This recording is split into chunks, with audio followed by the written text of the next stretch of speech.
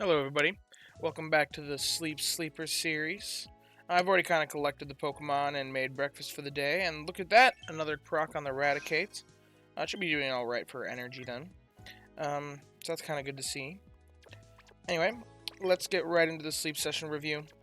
As you know, we're still kind of hoping for potentially Slowpoke. Although I forgot to show you guys something. We actually might not need Slowpoke. I was gonna show this in the last episode, but I realized that last night I was very, very tired.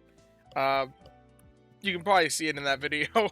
um, so I kind of forgot some stuff, and I was gonna show you that one of the Pokemon that I caught in my couple days off from doing, or my one day off from doing Sleep Sleepers. I wanted to show something. Anyway, balanced type sleep as always. Still interested in catching a Slowpoke if it does turn out to be good, but I doubt it's gonna overcome what I want to show you guys. So 7 Pokemon spawning in today. Not terrible. Still like to be seeing 8, because 8 does increase my odds of things, but... yeah, odds of things that I want, is what we wanted to say there. Pikachu, Wooper... okay, there is an Eevee, so there is something that we are able to catch here. It's a Braviary, a Wooper, and a Primeape. Okay. Or not Braviary. It's a Rufflet. I still don't think Rufflet is bad enough to qualify for this account. I guess I haven't done a full analysis yet, so I probably should be doing that, but from just the initial numbers that I've seen, I don't think it's quite bad enough. I don't even think it's that bad. I think it's just kind of mid. It might be in the realm of like Butterfree, where it but either way, even if it is, it's still a skill specialist, which the only skill specialist I'm interested in investing on this account is potential healers, which the Eevee can be. Eevee is also pretty flexible. It could be a pot increaser if I ever want to do that. Or if it's got like Berry Finance help bonus, it could be a Jolteon as well. So that's why we're looking at investing in the Eevee. And even if it's bad, extra candy for whatever we do end up investing in for Eevee-wise. We'll buy one more biscuit and catch this Eevee so that we have something to review today. We're starting to go through our sleep points pretty quickly as we get further along, because we're seeing more spawns, more things we want to catch, spending more points on the biscuits. But, oh well. Also, the seed. The free-to-play seed is very, very expensive. Anyway, thank you, Neroli. We're always making serious strides around here, and he's letting us know about that. Of the candies to send out here, I'll send out Wooper. Just because with the announcement of Paldean Wooper, we don't know what its quality is going to be, but we're assuming that Wooper candy can be used on either form, because that's kind of the precedent set by Alolan Ninetales. So, already 2,000 Dream Shards. Not terrible.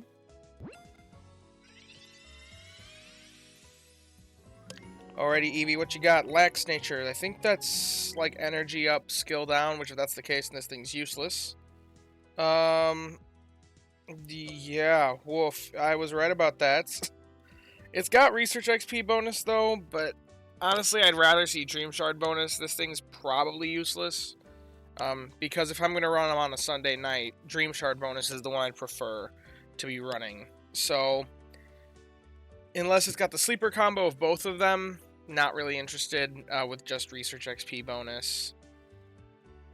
Because I think I'm at the point that I have at least 5 Pokemon to make a team like that. I haven't done it yet on this account, but we'll see.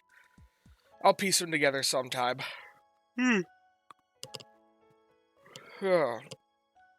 Okay, so the thing that I wanted to show you guys is on my one day that I didn't do a video, I caught an Eevee.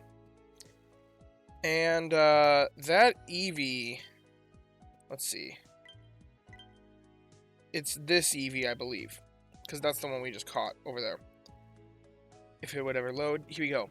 This Eevee, I think it's our potential or our long-term healer investment, because you'll see, it's got Skill Trigger S and Help Speed S. Phenomenal combo if I'm willing to sub-skill seed them. Now, sub-skill seeds are a hefty cost for a free-to-play account because they're very, very rare to come by. Almost a limited resource. It's very rare that we see them offered in events to free-to-play.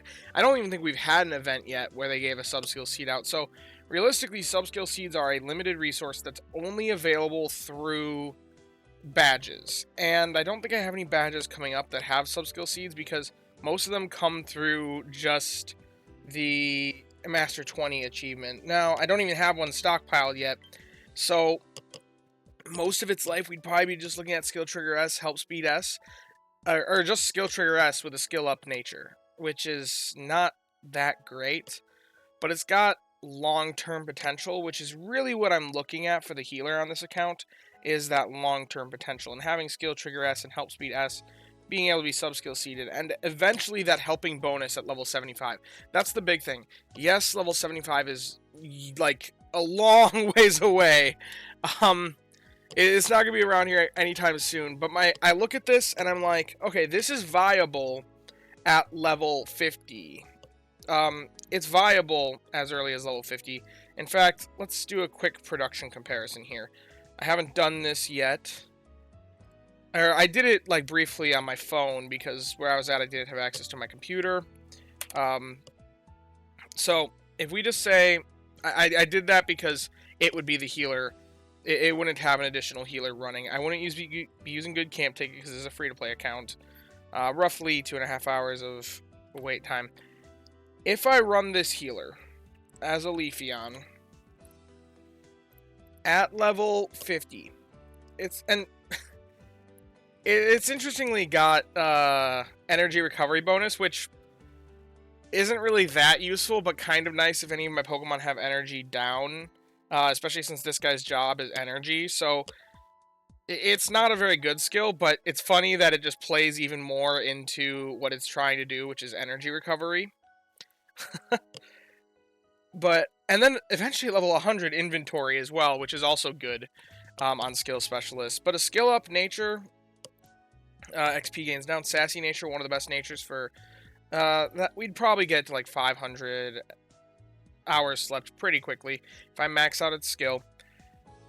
Just for interest's sake, level 50 it'd be proccing about 5.18 times per day is what the calc's roughly telling me.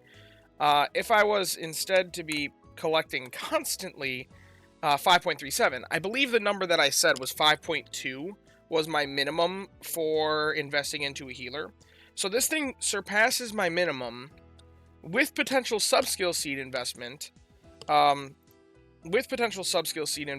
make this Skill Trigger M and Help Speed M, if I ever get those sub-skill seeds, making it 6.63 with potential level 75 helping bonus, one of the best skills in the game, especially on a healer that you're intending to run all the time. And look at that. That brings it up to 8.42 procs per day. That's not perfect, though, because I think... Yeah, see, this is...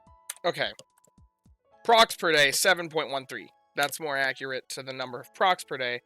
But it also has, like I said, helping bonus is very, very valuable in the healer. Honestly, I think this might be a more accurate evaluation for, like, the amount of boost it provides to the team. So... very interesting difference there. It's got great long-term potential, and it surpasses that 5.2 even just at level 50.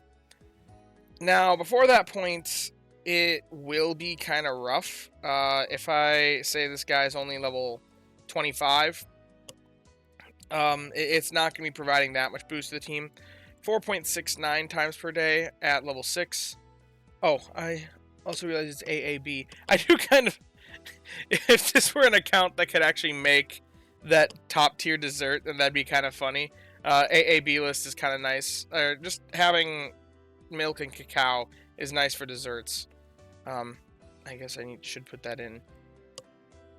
Milk and cacao. Yeah, 4.69 at level 25. Let's see. What's the energy curve on that? So, I guess it actually tells me if I just look here.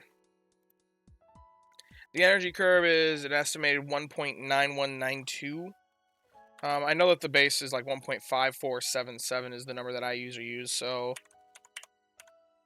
if I do that quick math, that's a 24% boost. Honestly, 24% boost compared to regular is not that great, or is not terrible. 24% boost to the team is actually better than, I would say that's worth it, especially since it's got long-term potential. But I don't think that's necessarily accurate because this, as you can see here, is evaluating for 4 procs, or 1, 2, 3, 4 procs at a 5th value, which really, I don't like the way Raynon handles Energizing Cheer. It's not perfect, because really it's not doing 4 procs at 5th value. It's doing a 5th the number of procs at full value is what it should be. So if we open up this, we can see that a full proc is 50.6 energy. Instead of 4.65, how much was it? 4.69. 4.69 divided by 5 is 0.938. So if we round it up to 0.194, because the calculator only goes to hundredths, this is more like what we'd be looking at, is roughly 1 proc per Pokemon at that max value, which on a conservative curve is roughly a 1.8966 boost. Optimistic 1.9492. This is better, and this is going to be most Pokemon, but some Pokemon on the team are going to be looking more like this. I'd rather go with the low wall estimate, which this one divided by that 1.5477 is more of a 22.5% boost. And I guess that is the worst estimate for what it could be producing if I just get it to level 25. So maybe it is 22.5% for the team. Yeah, that is below a 25% boost, which is really what you're looking at for a minimum on a healer, because that's the point where it is better than running another berry specialist, because 100% productivity is what the last berry specialist would be producing. Meanwhile, this one's boosting 22.5% across 4 different Pokemon. But realistically, that's not 100% accurate, because this one's gonna choose and favor the Pokemon that need the energy more optimally. But there's also gonna be a lot of RNG taken into account as well, because it is more likely to... There is always the chance that it could proc on a Pokemon that doesn't need it. So, I don't know. There's a lot of consideration here. I think it is our long-term healer, though. I apparently forgot to star it. Because it's got skill trigger S that helps speed S, it's got a skill up nature, and it's eventually got the helping bonus. When we get to that point, this thing will be insane, but I'm also not a very big fan of Leafeon, especially because now there are multiple viable options that beat it for productivity and skill procs. It is the worst of all the potential healers that I have access to, being Slowbro, Wobbuffet, Slowking, and by a pretty significant margin too, as you can see here. Now that they buffed Wobbuffet, Wobbuffet used to be by far the worst, but now they gave it a buff in its skill proc rate to be actually significantly better than Leafeon. Even if I guess it's actually pretty comparable if you give it sleep hours, because Leafeon just has inventory issues is the big thing. So if you give it, I'd say 500 hours of sleep hours, that's not that bad, which I guess I didn't account for that. Oh wait, I did, and I put 500 hours on it. What if I give it 1,000 hours? How does that change things? It's still the same amount. Oh yeah, inventory isn't filling, is it? Oh, I guess inventory isn't filling at that point until it gets to the point where it has help speed S. So I guess it wouldn't make a difference on this guy when it gets to level 50. But still, that's interesting. Okay, so, yeah. I don't like the way Raynon X handles calculation for Energizing Cheer, because I think that it gives it more preferability, because more procs at a smaller amount is better than less procs at a larger amount, typically speaking, which is one of the big problems with Energizing Cheer and why it's typically not considered a viable skill over energy for everyone. But yeah, I think that there's potential here. I think this is our long-term healer because, you know, it's what I've caught. It's what I've got. I'm going to wait to invest, though, because I would need to evolve it with 80 candies, I believe. What is it again? Details, let's see. Yeah, 80 candies. That's over half the candies that I have. Even if I invest even if I just invest, I would only be able to get a level 15. So level 50, I want it to be at least level 25 before I can actually use it. So we're gonna wait until I have more candies and then potentially invest. We're gonna keep catching the slowpokes because if I caught that like S tier, if I caught a slowpoke with these sub skills, I'd be investing immediately. I'm just kind of holding out because I'd like to get like something better perhaps. But we have an actual, this is our best long-term healer option, I feel, that we've got available to me as of right now. I wish I could have caught my reaction to it on screen, but it was on a day that I was ridiculously busy. There was no way I was recording for Sleepers that day. And of course, that was the day the game gave me a really good long-term healer option. Like, actually, I see myself investing into this one healer option long-term.